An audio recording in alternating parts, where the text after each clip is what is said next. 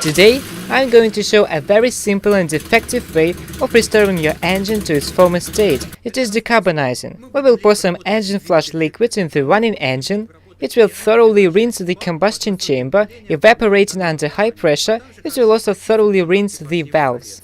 There are different ways to decarbonize an engine.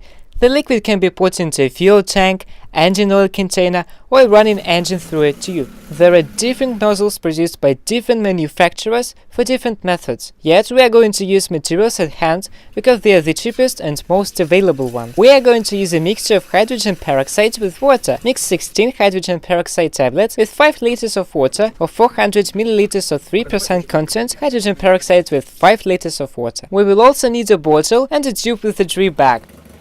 You need to start your car and heat up the engine. By no means ever pour the mixture into a shut-off engine. Let us set it to 2500 rotations with the help of this device. You could also adjust the idle control with the carburetor. When the engine has heated up enough, connect the drip bag to this pipe or to the intake pipe. You could also connect it to the vacuum pipe that is connected to the intake manifold. Let us adjust the jet of the drip bag.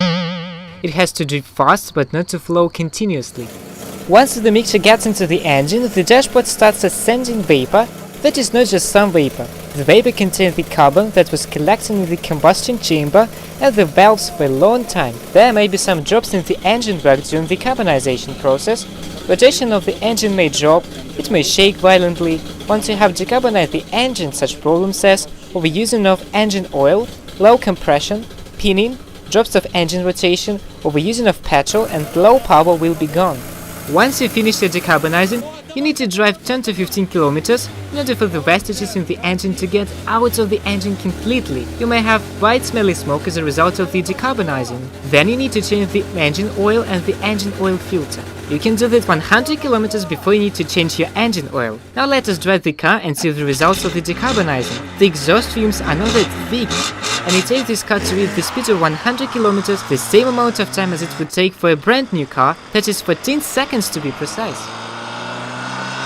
Did you like the video? Subscribe to the channel where you will see other experiments that are not less exciting than this one.